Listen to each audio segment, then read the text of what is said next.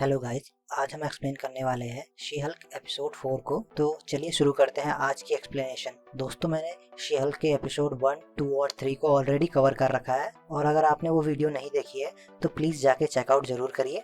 मैंने प्लेलिस्ट बना रखी है तो आपको ढूंढने में कोई तकलीफ नहीं होगी। फिर उसके बाद इस वीडियो या एपिसोड से शुरू करिए ताकि कोई भी आपको कंफ्यूजन ना हो।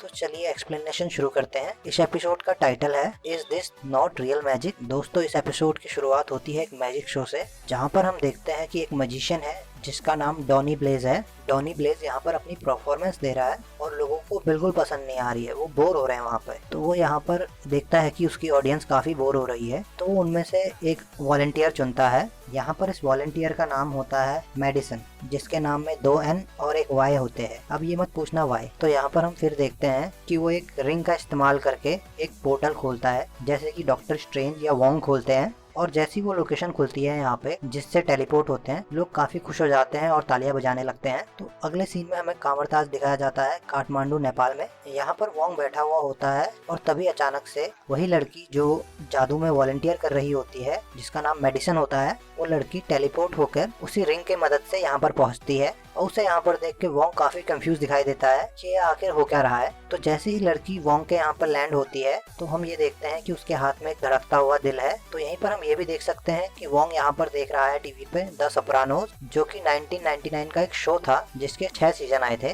और ये शो एक क्राइम ड्रामा है। फिर हम आगे देखते हैं कि जो एपिसोड वोंग देख रहा था, जब मेडिसन उसके पास आती है तो वो उस एपिसोड का उसे क्लाइमैक्स बता देती है और उसका सारा एपिसोड रुइन कर देती है। तो इस बात पर वोंग काफी गुस्सा हो जाता है और वो यहाँ पर ये कहता है कि उसे अब डॉनी ब्लेज को सबक सिखाना ही होगा। यानी कि डॉनी ब्लेज ये हरकतें पहले से ही करता आ रहा है और वोंग को इसके बारे में मालूम है। और फिर हम जेनी को देखते हैं जो कि फिर से फोर्थ वॉल ब्रेक करके हमसे बात कर रही है। वो कहती है कि तुम लोग खुश काफी लग रहे हो वोंग को देखकर। तुम लोग जब भी वोंग को देखते हो तो काफी खुश हो जाते हो। अब यहाँ पर हफ्ते भर ट्विटर पर उसी के गुणगान चलेंगे। तभी हम ये देखते हैं कि जेन के फादर यहाँ पे आ जाते हैं कुछ सिक्योरिटी की चीजें लेके, जैसे कि सिक्योरिटी कैमरा, शवल और 2-3 चीजें और। तो जेन अपने पिता से यहाँ पे ये कहती है कि मैं शी हल्क को, मुझे इन सब चीजों की जरूरत नहीं है। तो आगे हम देखते हैं कि जेन अपनी टू डू लिस्ट चेक कर रही होती है और फिर वो उसमें लिखे गए अपने काम, अपनी मैचर्स की प्रोफाइल को पूरा करने लग जाती है। यहाँ पर मैचर एक ऑनलाइन डेटिंग प्लेटफॉर्म है, बिल्कुल टिंडर की तरह। जेन वॉल्टर के नाम से अपना अकाउंट बना लेती है मैचर्स पे।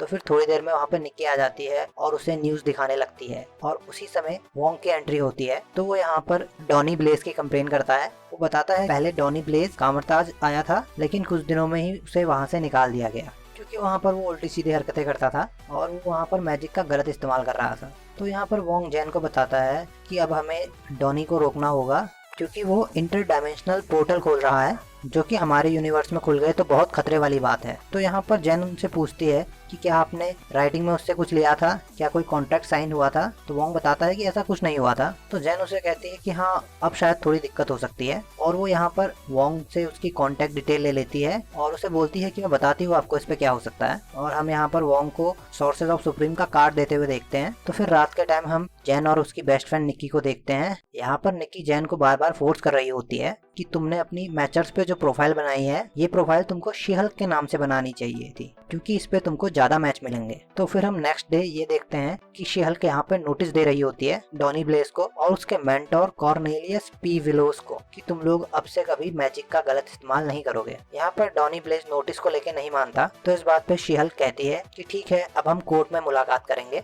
तो फिर हम देखते हैं कि जेनिफर वॉल्टर एक डेट पे आती है, जेनिफर वॉल्टर बन के, और उसकी डेट काफी बेकार आदमी के साथ होती है जिसको उसमें थोड़ा सा भी इंटरेस्ट नहीं होता और वो एट द एंड उसे काफी कम रेटिंग भी देके जाता है। जेन अपनी इस डेट से काफी नाखुश हो जाती है। नेक्स्ट डे आता है, यहाँ पर शी हल्क अपना केस शुरू कर चुकी है अगेंस्ट डॉनी ब्लेज। यहाँ पर जज को एविडेंस देने के लिए वोंग अपनी जादुई चरखी का इस्तेमाल करता है और उस वॉलंटियर लड़की मेडिसन को वहाँ पर बुला लेता है, जिसके नाम में 2 N और एक Y होते हैं। अब ये मत पूछना वाई। वो यहाँ पे उसे इसलिए बुलाता है ताकि वो उसकी यहाँ पे गवाही ले सके। यहाँ पर मेडिसन अपनी गवाही देती है और ये बताती है कि डॉनी ब्लेज ने उसके साथ क्या क्या किया, कि कैसे उसको स्टेज पे बुलाया और फिर कैसे उसे एक दूसरे डायमेंशन में पहुंचा दिया जहाँ पर बहुत ज्यादा खतरा था लेकिन किसी तरह वो अपनी जान बचा के वहाँ से निकली और वोंग के पास पहुंची और फिर पूरा केस जज को यहाँ पे समझ में आने लगता है। तो यहाँ पर डॉनी ब्लेज और उसका लॉयर ये कहते हैं कि आप मैजिक पे कॉपीराइट नहीं लगा सकते। फिर वोंग यहाँ पर ये समझाता है कि मैजिक पे कॉपीराइट करना कितना इंपॉर्टेंट है, क्योंकि यहाँ पर जान का खतरा है। कोर्टरूम के बाहर ऐसी भी डायमेंशन एग्जिस्ट करती है जो कि हमारे यूनिवर्स को ठेस पहुंचा सकती है। तो यहाँ पर जज कहती है कि मुझे कुछ और एविडेंस चाहिए इस केस का फैसला सुनाने के लिए, लेकिन तब तक डॉनी ब्लेज अपना मैजिक कंटिन्यू कर सकते हैं। तो यहाँ पर ये फैसला शी हल्क के लिए काफी नेगेटिव होता है, क्योंकि यहाँ पर डॉनी ब्लेज अब भी अपने मैजिक का गलत इस्तेमाल कर सकता है। तो जेन उसी रात अपनी प्रोफाइल बनाती है मैचर्स पे,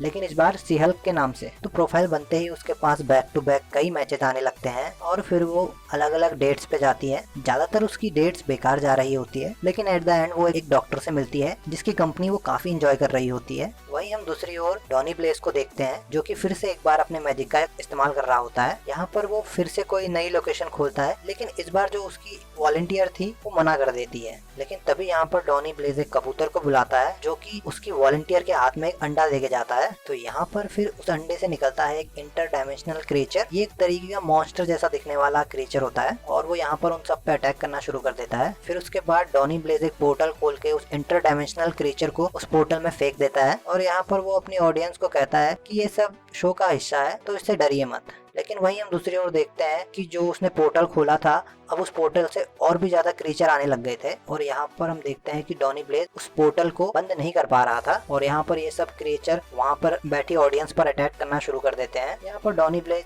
से अब कुछ संभलता नहीं है, तो वो पहुँचता है वोंग के पास उसकी मदद लेने के लिए। तो यहाँ पर वोंग उसकी मदद करने के लिए मान जाता है और उसको बोलता है कि तुम शी हल्क को बुलाओ। वहीं हम दूसरी ओर देखते हैं कि शी हल्क अपनी डेट डॉक्टर के साथ एंजॉय कर रही होती है। तभी ठीक टाइम पे वोंग अपने चक्री वाले गेट से एंट्री लेता है और उससे कहता है कि तुम अपना फोन क्यों नहीं उठा रही थी, और फिर वो सिचुएशन देख के समझ जाता है कि ऐसा क्यों कर रही थी। तो फिर उसे वो सीधे कहता है कि मुझे आपकी हेल्प की जरूरत है और उसे वो वहाँ से ले जाता है ये कह के। तो यहाँ पर हम शी हल्क को देखते हैं जो कि काफी गुस्से में होती है और फ्रस्ट्रेटेड होती है क्योंकि उसकी अभी अभी डेट रुइन हो चुकी थी। तो यहाँ पर इन सब की फिर उन क्रिएचर के साथ लड़ाई होती है और समहाउ वोंग उन सब क्रिएचर्स को कंट्रोल करके शी हल्क की मदद से उसे उनकी डायमेंशन में वापस भेज देता है। लेकिन जब लास्ट एक क्रिएचर बचा होता है तब शी हल्क उसे लेकर डॉनी ब्लेज और उसके असिस्टेंट को डराती है कि अगर तुमने अभी भी ये कॉन्ट्रैक्ट साइन नहीं किया कि तुम अब से ये मैजिक रिपीट नहीं करोगे तो मैं ये क्रिएचर को तुम्हारे ऊपर छोड़ दूंगी। और डर के मारे डॉनी ब्लेज फाइनली साइन करने के लिए तैयार हो जाता है। इन सब के बाद शी हल्क फिर से अपनी डेट के पास जाती है और फिर इन दोनों के बीच में घपाघप होता है। नेक्स्ट मॉर्निंग जेनिफर वॉल्टर काफी ज्यादा खुश दिखाई देती है और वो एक न्यूज देख रही होती है टाइटेनिया की। जेनिफर वॉल्टर्स टाइटेनिया की न्यूज देख ही रही होती है